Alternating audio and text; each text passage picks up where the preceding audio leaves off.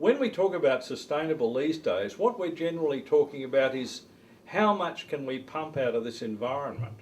How much can we destroy of this forest? How much of this fishery can we keep taking and still have something left for future generations? Not can we preserve it in its current form, but will we have something left? And so the meaning of sustainability, I think, has become lost to us. I mean, we never really thought about sustainability until very recently. It's like thinking about lifeboats when the ship is sinking. It's getting very late. Sustainability was something we needed to be debating 20 or 30 years ago if we really wanted to have some sort of meaningful relationship with nature today. Because it's our relationship with nature which governs our level of sustainability. And when we look around us, we see that our water isn't sustainable. Our use of water is not sustainable. What are we doing about it? Essentially nothing. We're growing, our cities are growing, our industries are growing, our economy's growing, while our natural resources are shrinking. This is not sustainable.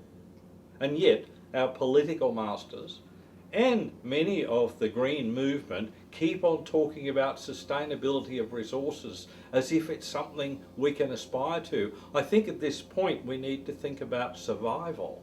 I'm more interested in whether or not we're going to survive the next 20 or 30 years rather than whether it's sustainable.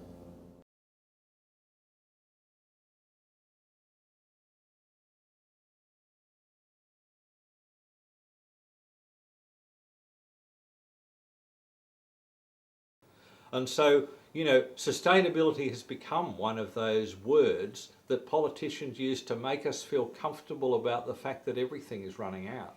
And we can see that around us. We don't need to be told whether oil is sustainable. We know that that's not going to happen. We can see in price rises. When you start to see something costing money which you used to get for nothing. Tap water is a really good example. I mean, water used to be free for everybody, and then gradually it got to be more and more costly. And as it's becoming a scarcer commodity, the price rises. This is happening with many commodities around the world, and that's simply showing or demonstrating to us that the sustainable limits have long been exceeded. Once you get those sorts of price figures and those sorts of indicators, they're telling you, the warning signs are there. We're not listening to them.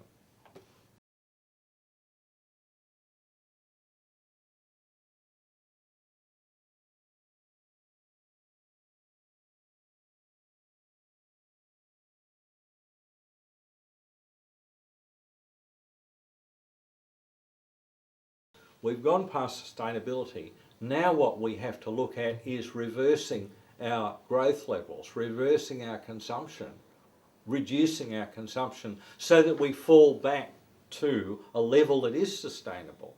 But there doesn't seem to be any evidence of any country in the world wanting to do that voluntarily.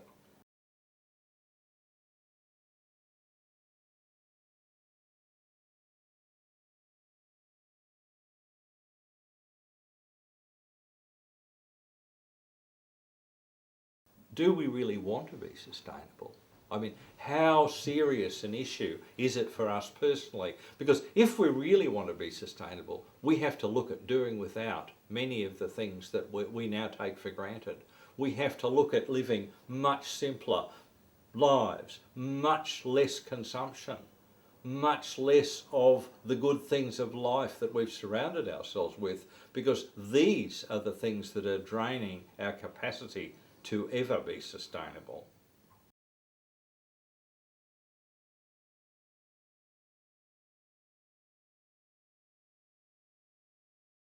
I think we look at it state by state and region by region. We don't often look at the national picture, let alone the global picture.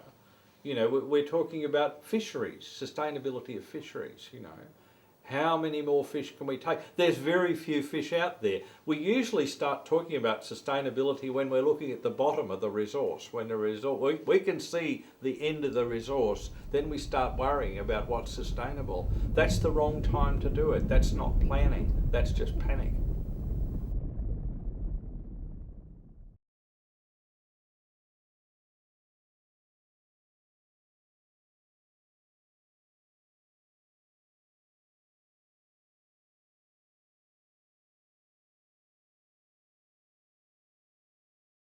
the indigenous population of Australia were here 30,000 years, and essentially the environment's pretty much the same as it was all along. 200 years of Western civilization has essentially destroyed much of the natural vegetation, much of the water quality, much of the resources, the natural resources that this country relies on for its survival. Most Indigenous societies have been sustainable in the past simply because they lived in balance with nature. And if there wasn't enough food, they didn't produce children, you know, at that time. That their population and their consumption was regulated by the natural world around them. And we've grown into this false sense of domination of the natural world, that we think we can just do as much as we like, we can have whatever we want, we can create whatever we want. But essentially we're living in a fantasy, and that fantasy has led us into very dangerous ground.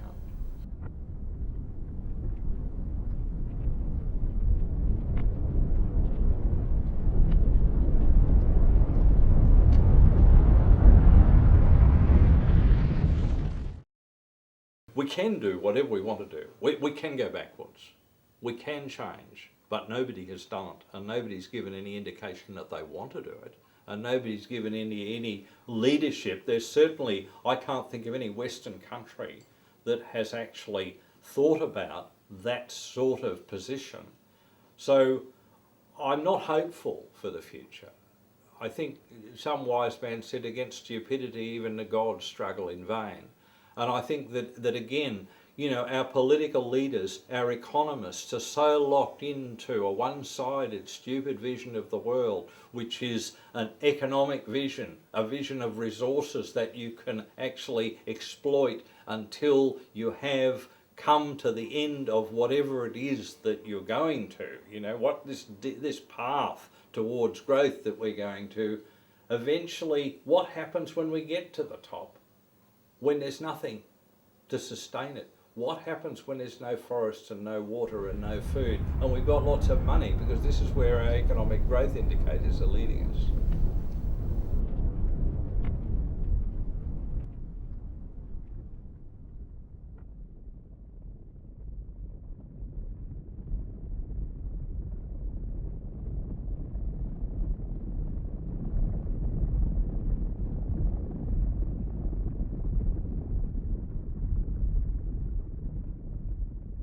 You have to realise too, like someone with a serious illness, there's a point where you're not going to get better. There's a point where you cannot make any difference. And unless you, I mean, think about a diabetic like me, you know. If I had continued treating myself as I did before, eating lots of sugar, staying up late at night, not exercising much, then my diabetes would have gotten out of control. And as it was, when I was diagnosed, I actually did all the things that I should do. I ate properly, I exercised properly, I gave the whole thing my full attention, and essentially I've turned that around. Now we can do that as a culture, we can do that as a nation, we can do that as a civilization, but it doesn't seem to be happening. I mean, I think that's the point. We're not actually even thinking about that. We're wondering how we can keep going the way we are if technology can just help us along.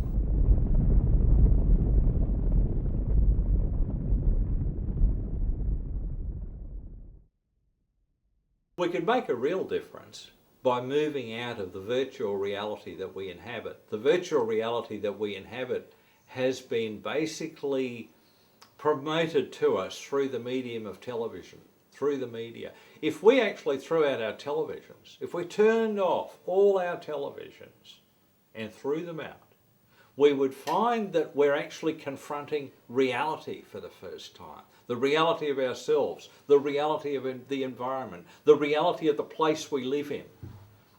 And I think that would give us an added sense of where and how changes could take place. You know, like, we're never going to change while we're sitting in front of a television being told that the world's all right. Because even though we know that it's getting bad out there, even we know that the black clouds are gathering, we're still watching television and we're watching Neighbours and we're watching the Prime Minister telling us what a fantastic place we've got and the Treasurer telling us that the economic indicators are good. But out there it's falling to bits and essentially we know it. So I think we've got to stop listening to the crap. You know, that's where it starts. And you've got to start forming your own opinions and you've got to start looking at what's really happening. And then maybe we can make a move towards the long road back to sustainability.